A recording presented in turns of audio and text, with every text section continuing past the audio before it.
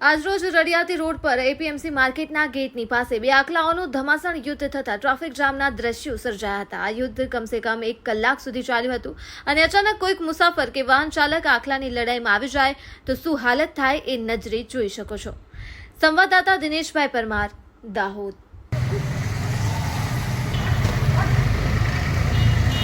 white वाली जो गई थी आई